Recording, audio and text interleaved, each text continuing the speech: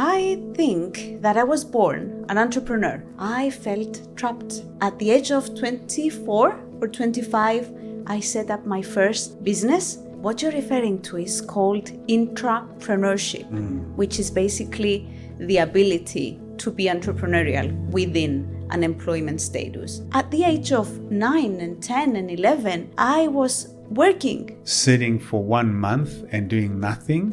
What? I knocked on his door one morning and I said, Mr. XX, I want to become a partner. I was 23. He put his glasses down and he looked at me like that and he said, are you serious? And I said, of course. He said, you can't. And I said, why not? He said, well, you're too young and you're a woman. I said, what? Yeah. So I was flying to London. I was attending classes on Saturday and Sunday. And I was back in Cyprus, in Larnaca, 4 a.m. on Monday. 8 a.m. I was in the office.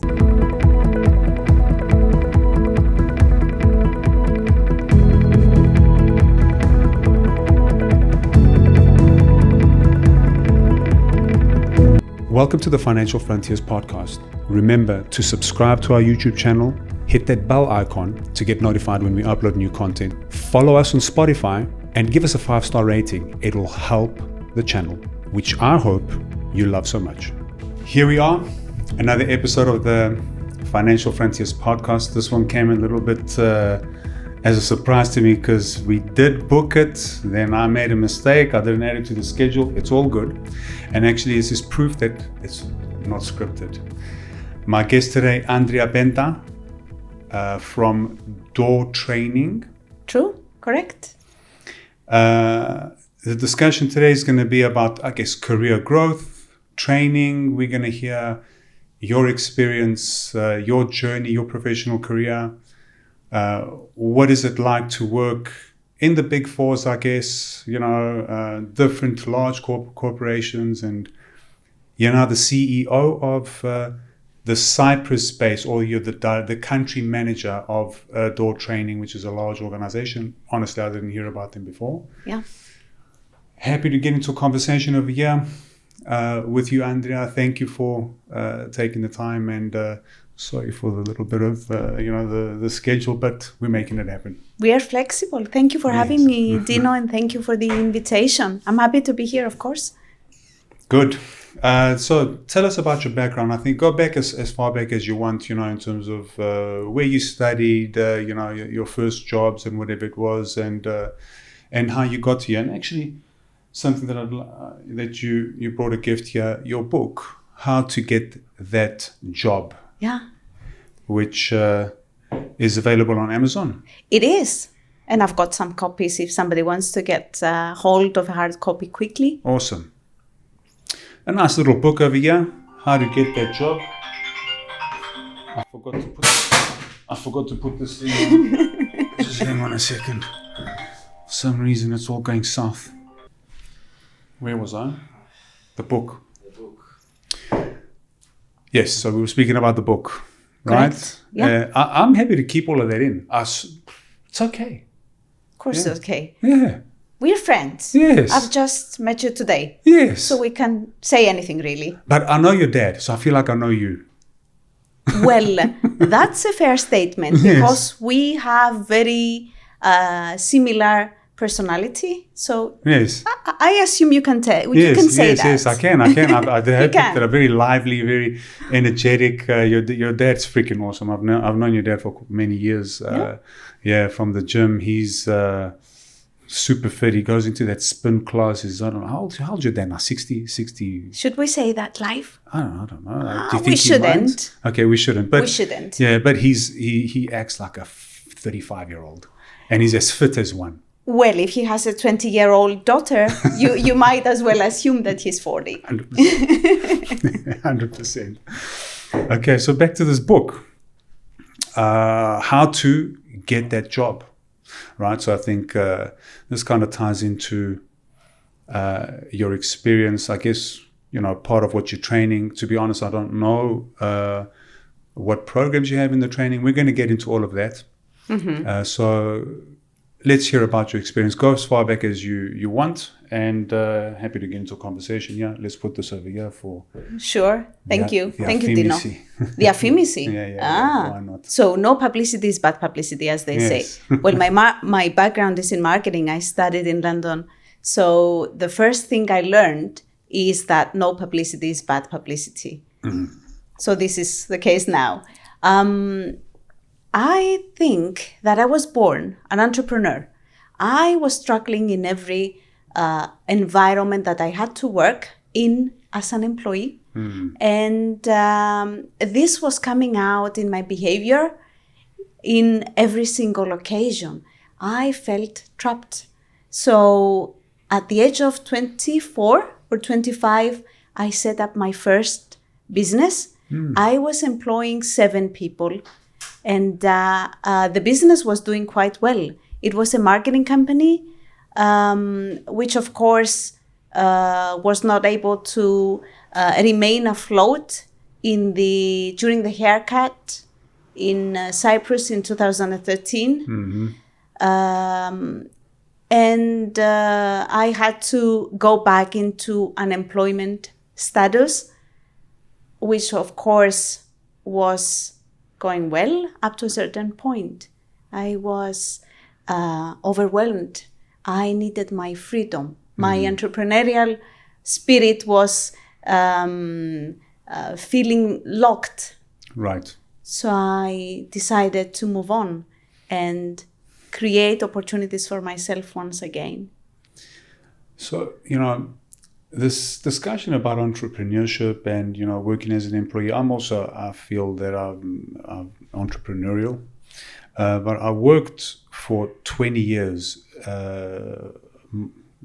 maybe 20, whatever it was. 20 years I was employed. And there were many moments where I was happy. I was okay. Even though I had entrepreneurial in me and I knew, I can go out and do whatever, every job that I worked it as if it was my own. Yeah. And so as long as I was given that freedom by the employer, I was happy. And so my question then is, I guess it's the environments that you were in. What is it that you think that made you feel trapped being employed? Because let me back that question up. I do think that entrepreneurs can work for someone as long as you give them the ability. There are CEOs, right, of really huge organizations that are entrepreneurial. It might not be their business, but they make it happen. I forget his name. The one who was in Chipotle, the current CEO of Starbucks. Yeah. That guy's entrepreneurial. Yeah. Right? Because, he took Chipotle from whatever it was, worth $7 billion to $70 billion. Starbucks, in the meantime, dropped, whatever that value was from whatever their valuation was with their CEO for 18 months. He drove it into the ground. The day that they hired this Chipotle CEO, their price jumped 20 billion in one day. So he had a name, obviously, but you got to be entrepreneurial to do that. Right. And he's working for someone. So my question is, what is it that made you feel trapped in the jobs that you were? Okay. What you're referring to is called intrapreneurship, which is basically the ability to be entrepreneurial within an employment status. You can't really find that very often. Yes. And you need to be prepared to push the limits up to the point that it's acceptable. And in my case, that wasn't the case. Right. So I was constantly seeking more freedom. I was constantly in search of the next step. And that was a result of how I grew up. I grew up in a family business. I grew up in an environment where freedom, entrepreneurship, creativity, innovation was rewarded, was appreciated, was something that it was promoted within my home, my family. Yes, yes. So you grew up that way. That's what's true to you. That's how I learned that the wheel should go round. At the age of 9 and 10 and 11, I was working. And that was normal. Yes. So I like to be on the go. When you are an employee, you have limits. You have to stop at some point. You have to go home. You have to rest. You have to wait. You have to be reliant on other people's decisions. And I don't like that. I need to be able to move as fast as I like, in the pace that I like, to create change. And this is what I do in my line of business right now. I motivate people and I push people to their limits, and I coach people to overcome mental barriers. I try to instill to them the belief that anything is possible. You need to fight to create a better tomorrow for you. So what is it exactly that you train? What is the training program at? And is it training programs that you decide on, or is it part of the whole organization? So I guess, so it's doortraining.eu? It's Door Training and Consulting. Door Training It's and a Consulting. limited company. Okay. Its origin is German. Okay. But the company has presence in 53 countries, and I am leading the Cyprus chapter. Okay. So we work on a global scale with large and small corporations. I'm sure you've heard of all the large ones because they are the major companies in every single industry. And my role is to serve the Cyprus branches of those big corporations that exist in other countries. So like the KPMGs, the big four, you mean? Not necessarily, no. Okay. I can't really disclose the names, okay. but they are available on our website. The thing is that we work with organizations from A to Z to change the culture, to educate people on how to manage conflicts, on how to lead more effectively, on how to develop high-performing teams, on how to negotiate, how to influence, how to have an impact, how to speak in public. Everything falls under the soft skills umbrella. These are the areas and the topics that I train and I coach on. However, we've got a team of 600 trainers and coaches. In Cyprus? Not in Cyprus. Okay. We've got a few in Cyprus and various others in other countries. And everybody is specialized in their own field. Maybe process management, Excel, or whatever, technical and non-technical areas. Okay. And so you go to the premises? Of course. Okay. Get set up in their conference room, whatever it is, 4 or 5 days, do a training, and then you're out. Well, we've got companies that we've got with us for years, and they've got training plans that need to be materialized over a period of time of 12 months, maybe. So I might see them every 15 days, 20 days, a month, and I change, I swap, I rotate between teams. In the cases of big retailers, I work with frontliners like till people, customer service, store staff. In the cases of maybe IT companies or service providers, I mainly work with leadership teams and managers, supervisors. So both on a one-to-one level as well as on a group level. And we try to shift behaviors from point A to point B, C, D, and so on, and cultivate eventually the spirit of well-being and good communication and a feeling of we belong together and we should support instead of fight each other. Mm-hmm.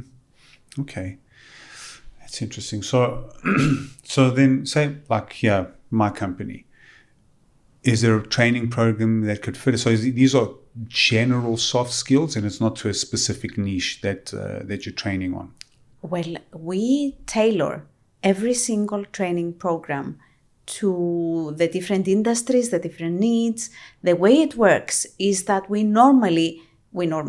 always evaluate the training need. And this can happen through shadowing. So I might end up visiting a company and just watch for half a day on how people behave or specific people behave. Mm-hmm. And then tailor content to their specific challenges. I've got a lot of challenges, yeah. Okay, how can I help? Let's talk. So I use this platform for exactly that. I speak about my business, and I'm sure there's a lot of viewers who may relate to my problem. I'm sure there is. And so it's a kind of a two birds with one stone. Mm-hmm. Yeah, we would have had this meeting anyway, let's say. Yeah. Okay, so I have a few challenges. The one is I need a training program, and I don't know if this is something that Door Training would be able to do. So I've got a training program which I've built in-house. Okay. Well, built in-house. I mean, we manage trading platforms for brokers, right? Mm-hmm. And I've got different departments. One of the departments are open to juniors, so people who don't have experience on trading platforms but have got some foundation on like IT, let's say, or are skilled with, they know IT. They need to have some kind of base, or at least have studied a relevant field, but not necessarily trading platforms. And so their training program over a span of 2 years, that's the idea, the goal, is that they progress their career in this specific industry within DGM. So it's almost like a university that you're getting paid to come to, not you paying for. And in 2 years, prime that individual up to be a senior or advanced level support trading platform administrator. And that's a very specific training program, right? We need to show them. And there are some courses out there that exist and whatever, and we curate it. We also, compose some bits and pieces that are specific to our internal procedures.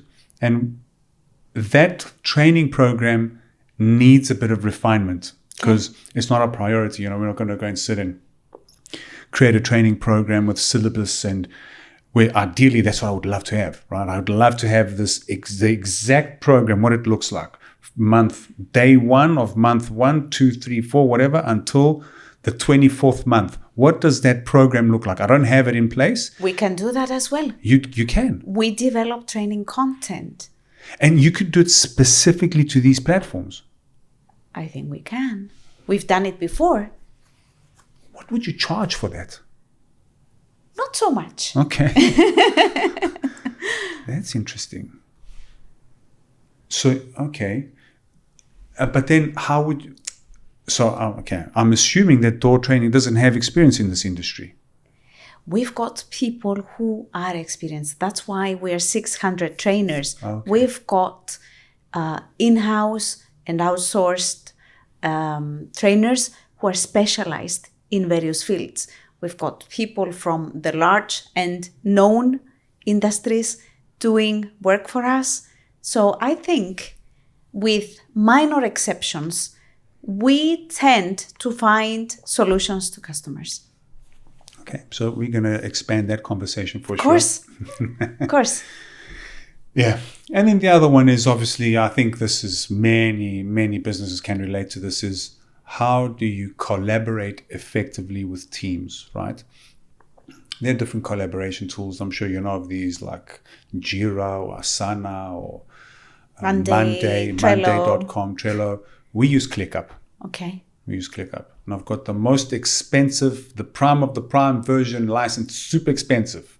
I don't think we're using it to the full ability. Extent. Yeah. Okay. It's a very powerful tool, very powerful. It's got knowledge base in there. It's got the tasks. It's got AI, right? So you can literally, query the AI and find whatever information you want. It's very useful. But the process, it works, right? Mm-hmm. But I'm sure there's optimization needed. There's room for improvement. Would that also be something that you do? Let's hire an IT to solve the problem for us. Not sure. Let's discuss on a separate note to see if this is something that we can assist with. Okay. Interesting. Okay. And so obviously you do training for people who have already got jobs. Not really. I train at the moment, actually. I'm delivering a program for unemployed people, mainly for unemployed people who are willing to become certified trainers. So I run a class, very big in length, a very lengthy class, where these people get trained with me to get certified by the HRDA. And they come directly to you. So that is something that there's a training company, training organization that's behind the logistics side of things. Okay. But I do coach people as well on a one-to-one level. And I do a lot of online work as well. I've got people who are based overseas. So I do coaching and training online. Okay. Yeah. And so what inspired you to write up this book? How to get that job? My life's journey. It has been tough. Although people who don't know me that well, they assume, and this is something they tell me afterwards, that I've had it easy and that doors have been opened for me and that I had money and I grew up in luxury for some reason which I don't understand. The truth is that I was struggling a lot. I went through real challenges and I had to overcome the challenge of being able to support myself while being based overseas. And while my family was going through a really tough phase and they couldn't support or provide. The journey is described along with practical tools that somebody could really utilize in the book. The reason I wrote this book is because not merely to share my journey, it's because I had, for the first time in my life, 2 summers ago, I had a full month of vacation. And that didn't work well for me.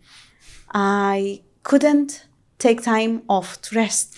So I thought, let's utilize this month and do something valuable. I can't stop. That's a problem, I think. Isn't it? I don't know if it's a problem. I think, those who achieve things in life, you can't... I can relate to that. Can you? Yes, of course. I can relate to that. And it's a problem, let's say, if you...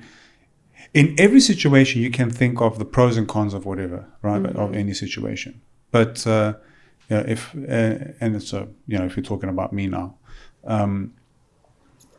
the fact that I cannot sit for a week, I think if I really pushed myself, maybe I have to keep doing things. But there's always this chip on the shoulder, like there's. I can't imagine my life without having the business that I'm in that has, that I'm responsible for, that I need to deliver on. If I'm retired, there's always going to be something that I'm responsible for. I don't know how life can progress without having something that you're responsible for. Yeah. And so This idea of switching off and not doing anything is something that I can't comprehend. I don't know how that is, what that is in terms of a state of being. I don't understand it. Yeah. So I understand what you're saying.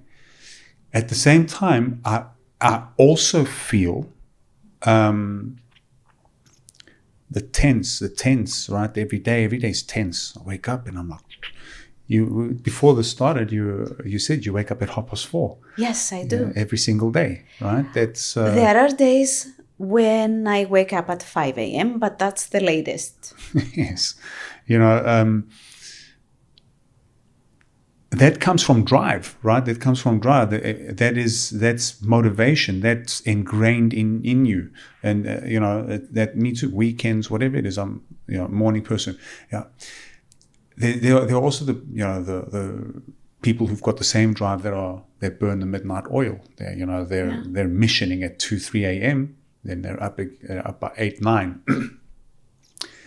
I can't do that. I prefer the morning. I love the morning. Yeah, that blue. I love that. But when you mentioned sitting for 1 month and doing nothing, what?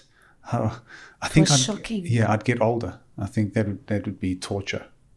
I'd have to do something. Yeah. I felt idle and useless. So I get more tired when I do nothing or when I have nothing to do, and more stressed, of course, versus when I have lots of things to get done. Yes. So this is how I was led to write this book. Right.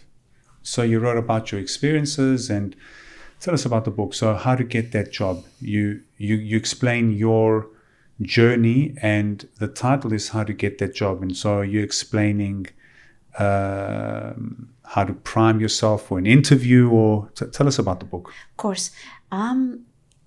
When I was working at my first job in Cyprus, after I moved back from London, I was, of course, a junior. And every single day I had meetings with my supervisor, who was a partner at the time. And I was nagging him. I was telling him, when will I get promoted? I was maybe 21 years old at that time. By the time that I turned 23, I knocked on his door one morning and I said, Mr. XX, he was 60 by that time, I want to become a partner. I was 23. And he said, he put his glasses down and he looked at me like that. And he said, are you serious? And I said, of course. He said, you can't. And I said, why not? He said, well, you're too young and you're a woman. I said, what? Yeah. Well, as you realize, at that time, only men made it in partnership positions. I was not an accountant. My background was something different. Marketing and management. So I wasn't fit for the role. But in my brain, anything and everything was possible. Mm-hmm. So I left disappointed. I went back to home, to my house, later that afternoon. And I was thinking and thinking and thinking. I was trying to come up with a solution to overcome that challenge and that barrier.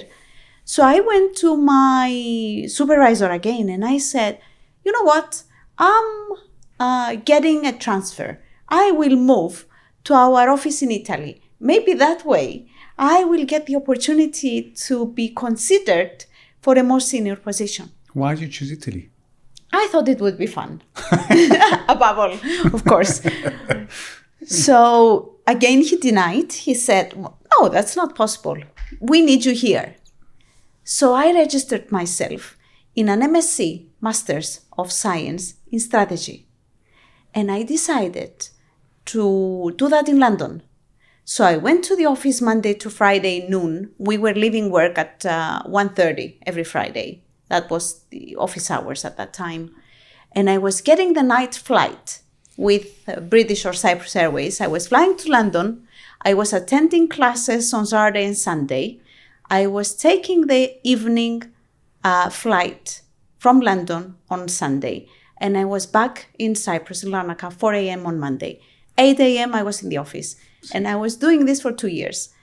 my family wasn't able to support financially this decision. So I decided to fund it myself. So I was paying for plane tickets once a week to travel to London, attend classes, come back, go to work full-time in a Big Four firm, do my homework, my assignments, take exams, Friday back to London, Monday back again.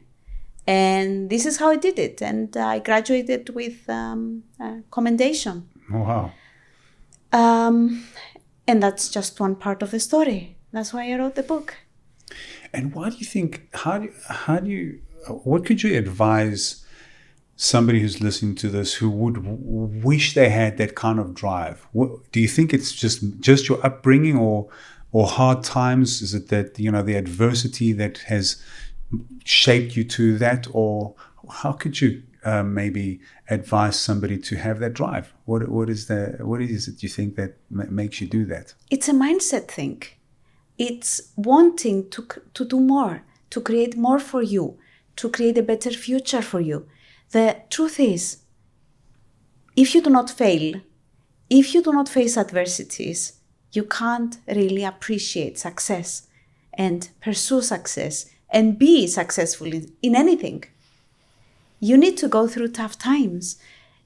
It is education. It is lessons gained. I work on a daily basis with CEOs, CFOs, leaders of companies. And the truth is that it's in our hands.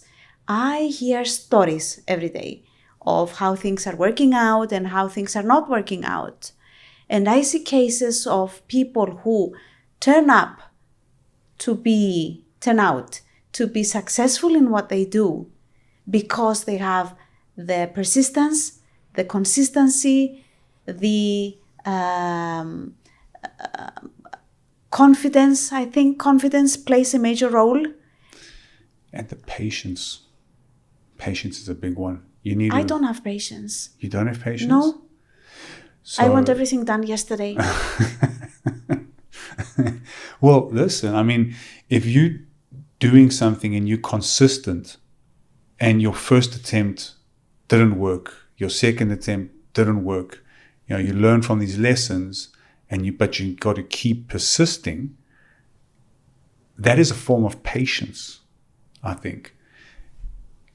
Right? Because I'm not sure. Yeah, because patience in the sense you have a target, you have a goal, right? You set that goal in whatever future point in time. Stay consistent to your program, whatever it is, and then if you don't manage to hit your target or your goal, but you feel that you're on the right track, keep going. And be patient, right? Nothing ever pans out. I think you can relate to that. Nothing ever pans out exactly as you plan. I don't know if anybody's got the code of life fully cracked and they know exactly what to do. That saying that the Russians have, and we also have this is, while we make our plans, God laughs. God sits and laughs at us. Yeah. True. I always trust my gut feeling. And I'm not confident every time that I'm on the right track. And this is what happens with many people. We do not know, they do not know if we are on the right track. But the thing is that we give up. I'm starting a diet, for instance, and a month later, I have only lost 1 kilo, 1 pound, and I give up. The truth is... That's a very good example. Yeah. That's a very good example. So you need to be patient. Okay. I don't like that word, Dino. I don't like the word patience. I am a fast-paced personality. And this is what has moved me forward so quickly. The typical question that I get when I train people almost every day, I'm in front of large audiences, is how old are you? This is a typical question. Maybe because I'm a woman. Because they can't really believe that I've done so many things so quickly. And the thing is that I like pace, fast pace. Yeah. I mean, you can be patient, but still work like the speed of light, you know? Okay. Yeah, that's what I'm saying. That is fair. Yeah. I also, I mean, there's a million things that I'm doing, but you got to be patient. There's this one project that I'm working on. It was meant to launch last year, December. That was after a year of pushing. For some reason, we had to stop it and go down a different path. And we're 10 months in and I'm still pushing. I mean, I'm working at the speed of light, but we're not launched yet, you know, and it costs money. And so you got to have this thing in your mind. It's okay. Keep going. Yeah. And yeah, I know you don't like the word, but that's the word that I use. Right? You got to be patient. You got to have that. You know, it's almost like pulling from two ends. This is the life of This is what it is, right? The entrepreneurship or being successful is that you every day battling with different things. You're pushing through these different challenges. There's, you know, wanting to get something done now. I want this now. This is, and you know, oftentimes that maybe there's no shortcut in anything. Yeah. You cannot cut corners in anything, and you know, it takes a lot of, you know, mental, psychological energy, you know, to be upbeat, you know, to stay positive. You wake up at 4:30 every morning. You mentioned that, and you go to your gym. I go to the gym. Yeah. There's many days that I'm at the gym and I'm like, darn, this is really, my knees a little bit. So all these things start coming up, and you know, in my mind, excuses to stop, and I don't have that. You don't have it? No, my what's called my phone goes off at 4:30 a.m. I jump out the bed, I brush my teeth, I make a quick coffee, and I'm out the door 10 minutes later, and I'm so happy for that. I consider myself blessed for being able to do that. Yeah, that's awesome. Even though 8 hours of energy of delivering a class, standing and rushing and walking up and down might be following that day. Yeah. And I'm so happy to be doing that.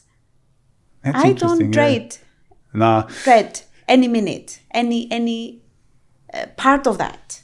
I'm so happy. Yeah, that's, I mean, the perspective is important, you know, and how you obviously have to enjoy what you're doing, and you need to find that motivation. And it sounds like you've got it right, and that kind of makes it easy, but there has got to be an element of this. What I'm talking about is where everybody just, you know, gets to the point where they're like, I feel a bit down now. I didn't get enough sleep. For example, I slept 4 hours yesterday for whatever reason. Many people will say, I'm going to skip the gym. For example, I don't do that, right? That's a good sign. I don't do that. So, I mean, and so, you know, for whoever's listening is, you know, not everybody might be like Andrea, you know, where you wake up every day and you're happy and you're out and you drink your coffee and you whoosh, get out the door and you're super energized, and it's every day, rinse, repeat. That's rare, right? Most people, you know, if you're sleeping and this is also the other thing, the more people succeed and they get, you know, comfortable in their life, that's when it starts dipping, the drive. That's not happening with me. I mean, you know, that's when you grow old. This is what they say. Yeah, when you grow old. That's when you grow old. Yes, that's when you grow old. When you stop that drive. Yes. And that saying, brain cells. Conor McGregor says, you know, it's very hard to get out of the bed and go for a run at 4:30 in the morning if you're sleeping in silk sheets, right? So before, when he was hungry and he was up before training, doing, But it's hard when you're sleeping in silk sheets, right? I understand that. That's when discipline comes in. That's when discipline comes in. And while I think many people won't have that same drive that you have, regardless of your situation, it's something that you build, Dino. Yeah. The discipline, day after day. It wasn't like that every day. It wasn't like that in the past. Yes. It's a skill. It's something you that... train yourself. And I train my trainees as well on gaining and developing the same skill of So persistency. you train this kind of thing as well? Of course. Of course. Whatever I teach on, whatever I train on, I do myself as well. Whatever I preach, I apply. So how long have you been the country manager of door training? Since 2021, 22. So just after COVID? After COVID. And I haven't been training forever, though. I have been a trainer since 2007. I have delivered so many training programs. I'm also a university lecturer on management since 2018, but that's just part-time. It's something that I like, just to keep in touch with the new generation and remain relevant. But training has been something that I was doing as part of the Big Four firms as well. Are you using technology in any way, AI? Of course. Yeah. I'm a certified AI business trainer. Okay, that's cool. And I did it just out of interest. I wanted to remain relevant again. I wanted to be up to date. You cannot train other people if you're not ahead. Of course. So when you say AI training, what is it exactly that you so my question was, are you using AI to help you with your business, not so much train people on AI? Okay. I guess it's two angles. Although I'm a certified AI business trainer, I don't actually deliver A to Z AI trainings because that's not my expertise. My colleagues are doing that. I'm just familiar with AI tools, terms, prompts, and what's going on. I might utilize AI in management trainings and time management trainings and productivity trainings and all of those, but not merely AI training. And of course, we utilize digital tools and platforms while we deliver soft skills. Right. Just as we're talking here, and I'm thinking, what is it that a training facility or training service like Door Training, what is it that they would train on AI? And as I'm thinking, I'm going to just kind of speak out my thoughts here. And this is coming from my experience on how I use AI and how I see people using it. And you mentioned prompting. I think that AI, everybody, we all know ChatGPT. It's kind of become almost a replacement of internet search. Instead of going straight to Google, there's a convenience around communicating with a machine that's giving you the results that you had to kind of dig in and find yourself, It's a digital assistant. It doesn't replace Google. Its aim, ChatGPT, its aim is to act as a digital assistant. A digital assistant. So if you had to go and ask your digital assistant, please find this information for me, that digital assistant would go on Google and search and find that information and come back and give you in a package what you asked for that you would have had to do yourself. So digital assistant makes sense. And that's why I'm saying it's for many and for me is served as a replacement of Google in many places. Right? I still use Google, but when I'm gonna go and search for information, AI is gonna be my first place. I'm not gonna go to Google because then I have to go and open each URL one by one, True. read the forum, read the article, go back, kind of keep track, whatever. AI, super convenient, go search it. Okay. But the training, I think the prompting, this is where it gets super interesting, because as a tool, everybody knows it. And I think this use case that I mentioned before, where it's serving as some kind of a digital assistant to do your Google search for you and deliver you the results conveniently. I think if you use it professionally, as a tool, you can get more out of it if you organize yourself and get trained on how to prompt and how to arrange it in different folders and categories. And I mean, I still consider myself a rookie. I understand the theory. I'm a rookie on the AI. Rookie in the sense I use it extensively and I use it a lot, and it helps me a lot. But if you look at my ChatGPT, it's a mess. It's a mess. There's so many search irrelevant topics. Yeah, irrelevant topics and not labeled properly. I'm like, and I said to myself, oh man, I had this conversation with the AI, this information about a couple of weeks ago. Where was it? And I can't find it because it's not named properly. There's definitely room for improvement. I know for sure in the way I use ChatGPT. Is that what you train on? I don't personally train. Thought training. We can. A very recent training that we are delivering, a very new one, a very fresh one, is how to automate accounting processes through the use of AI. And the same can happen for routes, for the companies that have deliveries. The same can happen for IT processes. The same can happen for any kind of cause that will improve the day-to-day life of employees. Right. So we've got in our team experts who know how to train on this. That's utilization of AI to automate processes and make the lives of people faster and easier and more convenient. Mm-hmm. Yeah, I mean, it's just it's a matter of applying it properly as a tool. And I've looked at some, tips on how to do it. I just haven't put it into practice because what that requires is you got to get out of your, let's call it a comfort zone. I'm speaking about myself. So you got to get out of your comfort zone. For me, the comfort zone is, I think of a topic, I'm going to open a new thread and I start the conversation. And within that thread, I have extensively, like it goes really deep and but that's not efficient because then you got this hallucination issue that happens. Yes. You've got this organization, with multiple chat threads that are open.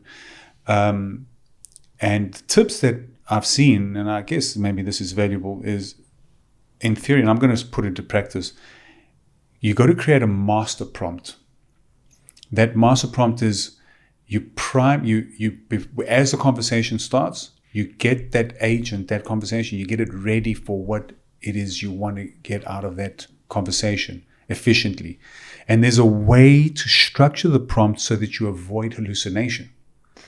You're right. The thing is that it draws information from every previous instruction that you have given it. Yes. There's memory, and then, and then it gets, brings in other information. It starts telling you, starts spitting out rubbish. Sometimes it can really. There's many times where I've just deleted it. I've told it, just forget everything I've told you. You've gone on a tangent that's complete, makes no sense. Stop. Forget me, I don't exist. I apologize. Do you know how much money is lost in saying thank you and I'm sorry to ChatGPT? That's interesting. No? Yeah, it is. Because of processing? Yes. How much? It costs a lot of money. I think it was a billion or something. It was a big number. And I thought, oh my God, I should stop apologizing and saying thank you to ChatGPT. But you're not paying. It's OpenAI that pays. Of course. Yeah. It's costing OpenAI a lot of money. That's going to come to us, though. It's going to come back. Yeah, of course. They have to make money. As everything. I know you have a hard stop at 12:15. You need to be somewhere. It's 5 to 12 now. Okay. Was there any let's move on to some closing comments here. Sure. We spoke about your book. We spoke about thought training. We got a little bit into your career, some struggles. I don't want to ask you about the struggles. You're open to share them if you want, but I mean, I have in a previous podcast. You have already. So at the end of the day, I guess the takeaway there is adversity. Every person has got a situation that they're struggling in. You got to look at that and look at the silver lining and say, okay, this is shaping me to be a better person. And what do I need to do to get myself out of this place? And whatever that process looks like, and however you come out and you figure it out, that is exactly what shapes you to become that better person. Provided that you want to become a better person and want to move forward. Of course, you got to first, that first catalyst, that trigger, that spark, that needs to exist. You got to actually care. If you don't care, and then there's also the other thing, right? Let's say you don't care, or you're too lazy or whatever. Choose your heart, right? And I mean, this is a trend on the internet, in this TikTok era, where you flick through. One of those ones, and I really like this one, is choose your heart. Then, so for example, going to the gym is hard, but being fat and unhealthy and not optimal, it's comfortable. But it's hard as well. If you choose the comfort of sitting on the couch everything instead of comes going at a cost. Exactly. So choose your heart. I'd rather go to the gym and go through that hardship instead of 20 years down the line where I'm not able to climb a flight of stairs or play with my son or my daughter somewhere. That's also hard. Choose your heart.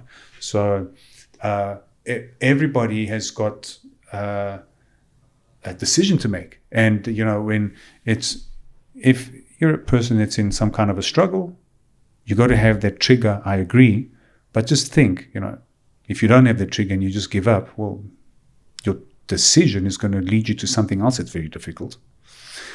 And if you're in a position that you feel like you're comfortable and everything's good and whatever, you don't need to. I don't think laying back and kicking your feet up is the right decision either. Well, that's what we call a fixed mindset. The majority of people prefer to stick with a fixed mindset because things are easy, comfortable. They don't have to struggle. They don't have to suffer. They don't have to push. They are okay with whatever is happening, and they are passive receivers of what life throws at them. Is that what we want? Yeah, no. I mean, how will you make progress, Dino? Yes. You can't. You need to push and keep pushing. You need to adopt a growth mindset. Otherwise, you won't see a better tomorrow. You won't create progress for yourself. And this is my life story. I've been struggling and working hard day after day to ensure that I'm now in a position where I feel privileged. Why? Because I have the luxury to get up in the morning and go to the gym and then get to work. I have the luxury to be paid, to inspire, to motivate, to help people move forward. Yeah. I think being thankful and every day waking up and saying thank you for what we have. I think it's a gratitude is a big thing, for sure. I have created this present for myself. Yes. After years of tough work, after years of falling down and getting up again, of not giving up, of looking at my target and being focused merely on the target. Right. And I think people can get that from your book. They can. They can find your history, which was written over one summer break. Over a couple of weeks, actually. Couple of weeks. But I think it's quite insightful and it gives a lot of tips for people. You didn't use ChatGPT for this. I love ChatGPT, to be honest. But ChatGPT was quite early. It wasn't so much developed when I wrote the book. Okay. It was still quite. Okay. So the proper, authentic thing. Andrea, thank you very much for your time. Let's move on to closing comments. Let the audience know where they can find you. And they can't find me. I'm unreachable. Of course they can. I'm available on social media, of course, and they can get in touch through email and phone. How can I pass on my contact information if somebody wishes? We can put it in the links, and Sure. give the links over there. I guess whoever's listening and doesn't find the description, just mention your handle, Andrie Penta, Andrie. and Antri, or Andrie. Andrie. That's a result of my English teacher, who was half French. So she decided that I should write my name with an I-N-E. And I-N-E at the end. Andrie. Andrie. Whatever. All good. Okay. Thank you very much. Thank you, Dino. And for your time. And this was, it's a wrap. Thank you very much. Boom. Out of the blue.